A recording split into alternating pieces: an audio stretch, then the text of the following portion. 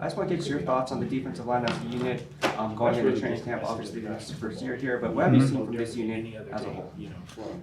Probably starting off with great energy, continuity. Shoot, I couldn't have been more excited about taking this job in the first place and being a part of Josh's staff. But just energy and work ethic on a day-to-day basis. What makes this exciting about Coach McDaniel's staff and coming into it? So many things. So I'd honestly say it starts with the organization, what we represent, and then his commitment to excellence. Like it's fun to coach at a place where the standards are high, and you know what the players know what to expect every day. So what are some of your goals going into the year from a coaching standpoint? And obviously you have some guys that you haven't really worked with yet in Tyree Wilson, but having guys like Chandler Jones and kind of coach up the younger guys and Max Crosby, how much of a benefit is that, having them on the edge? I mean, you think it's probably a pretty big benefit to have two guys going to the Hall of Fame on the edge to learn from. You know, what else could you ask for as a rookie, in my opinion, to learn from those two guys? But expectations, I mean, obviously, you know, staying away from the measurable things, consistent energy, consistent work ethic, being the same guy every day, controlling the things that we can't control. That's kind of the focus. Could you attribute some of the struggles when he came back to just kind of learning relentless and the setback and stuff? Leadership, who he is as a person. His today we were sitting there watching tape on Kobe Bryant and talking about the obsession with chasing greatness, and it's real. It's real to him. His same mindset, very similar. So it's just a lot of fun to be around. It's a contagious personality.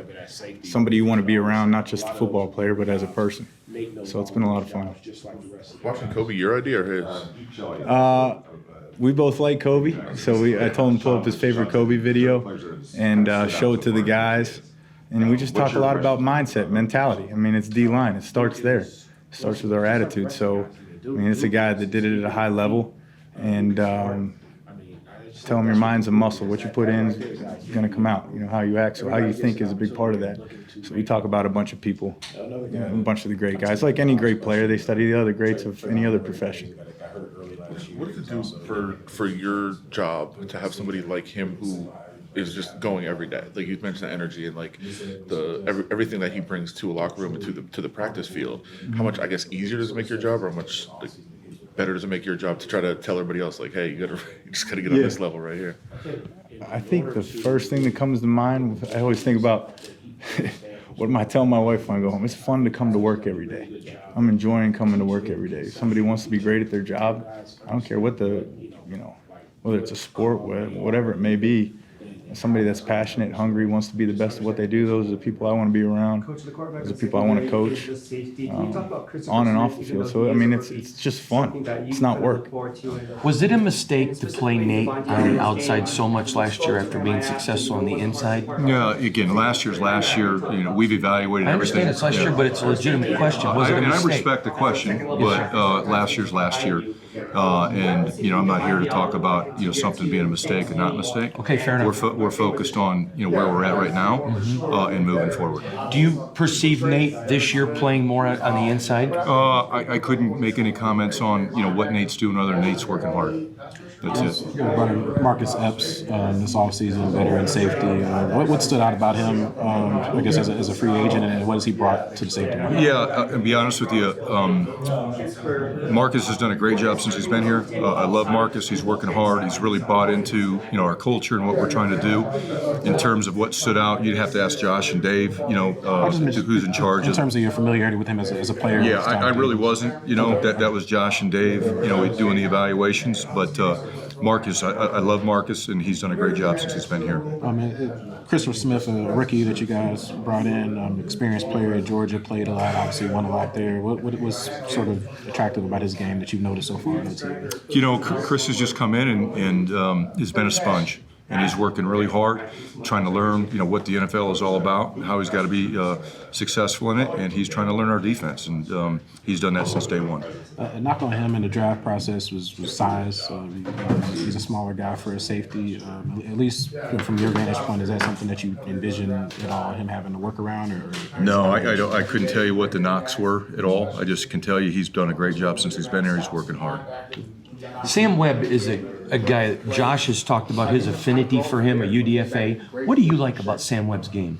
Sam just fits in with everybody else, to be honest with you. You know, he's a guy that just doesn't say much, he just works hard. And Sam is just like the other guys, you know, in the whole secondary right now. That's really all they're doing. We're trying to improve the best we can.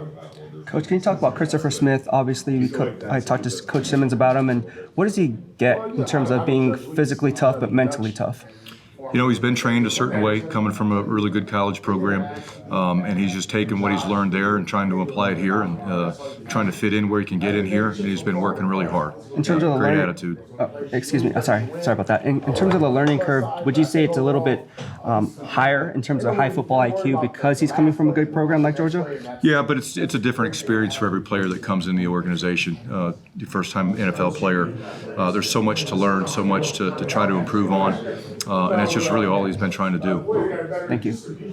What is it that you want to see in a player? Like, what is it that makes everybody has talent at this level? Of course, like, what is it about a player that says, like, yeah, I want to work with that guy, or I can't work with that guy? We just really want players that work hard, guys that pay attention to detail. They're smart, they're tough, they're accountable. That's really it. And if you can get those things out of a player, you got a chance.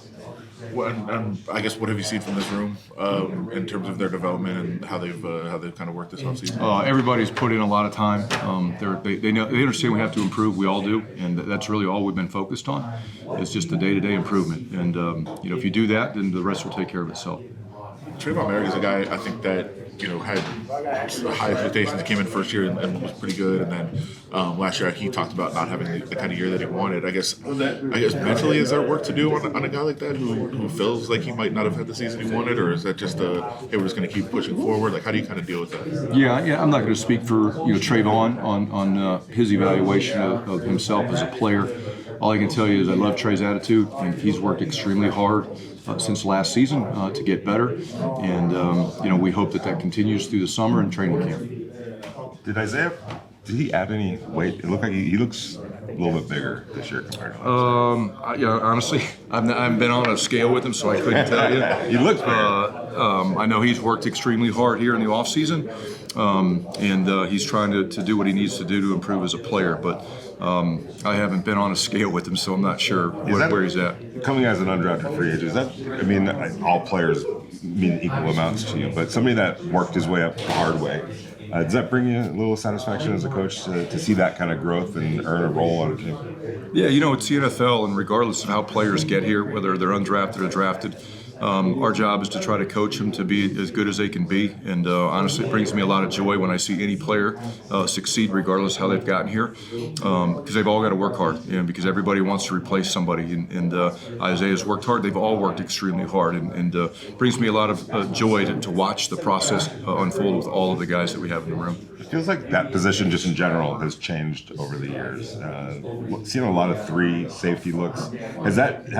From your perspective, has that position and that group kind of evolved and changed over the years? Yeah, you know, just football in general constantly changes. And, you know, what we do defensively really is a reaction to what things are happening on the offensive side of the ball, or on the offensive side of the team. And things that we see, we just always have to adjust and to adapt. And, you know, there are a lot of teams that do a lot of different things to defend the things that we see across the league, and that's one of the things that people kind of caught on to, and really it's come up from college because a lot of college teams are doing it. How has your unit as a whole improved since the end of last season? You know, I don't know if I've got any way to measure, you know, yet, because the spring is a spring. It's not like real football, but I just like their attitude and their work ethic and the way they approach every day, and they've come to work every day. Guy, I don't care about the intangibles. I don't care about what anyone says about size. He plays hard. He's a football player. How much do you you got that guy and what he's going to bring to your defensive backfield? I mean, we're excited to have him. You know, I mean, the guy's had a lot of success in college.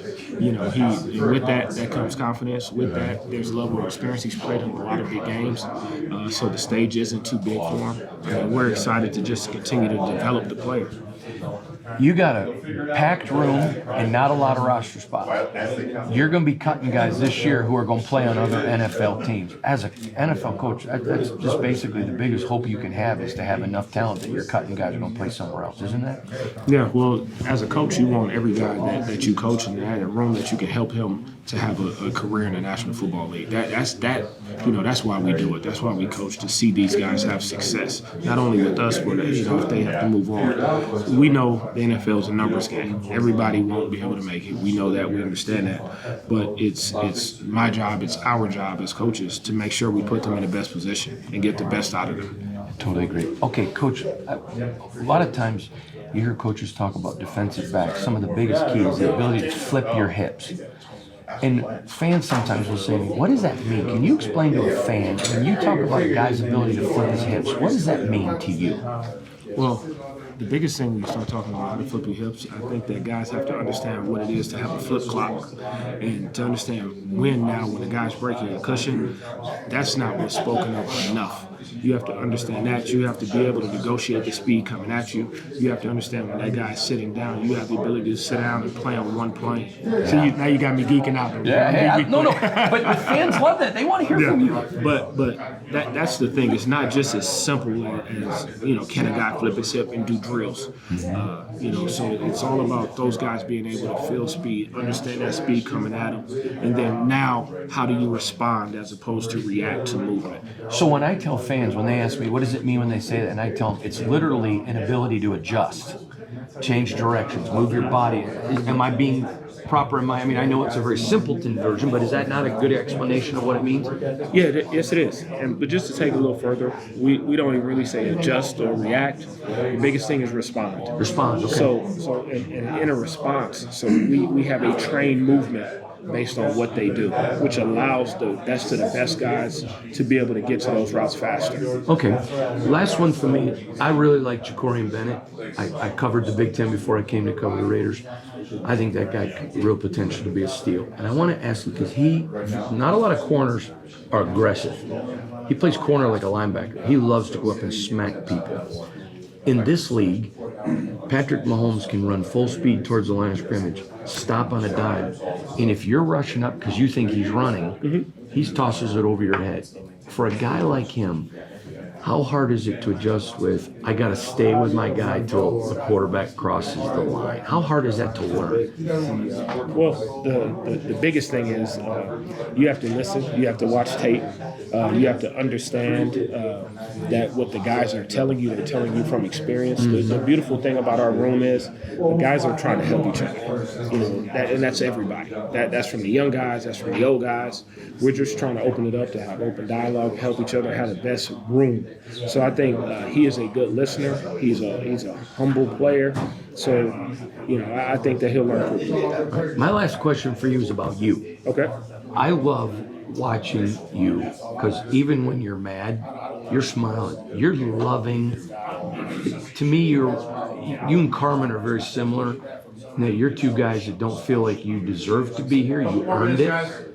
And you appreciate this opportunity. Would you talk about your love for being a Raider, your love for being in the game, and your love for football? Because it's so evident watching you coach. I appreciate that. I watch you chew guys out and smile.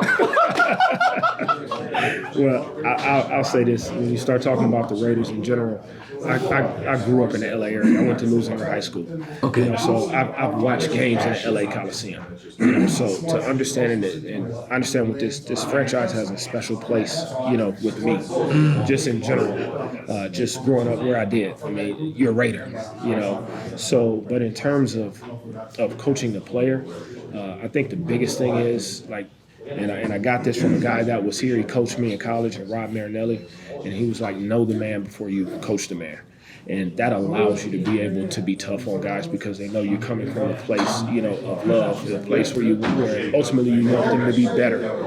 And next, I always speak to the guys who help me is Johnny Holland, who's a coach, a veteran coach there in San Francisco. He always, when I played for him in Houston, the biggest thing is he said, don't forget, the person who's most upset about making a mistake is the player. So as you do it, make sure you go over there and just to correct, the play and speak to them.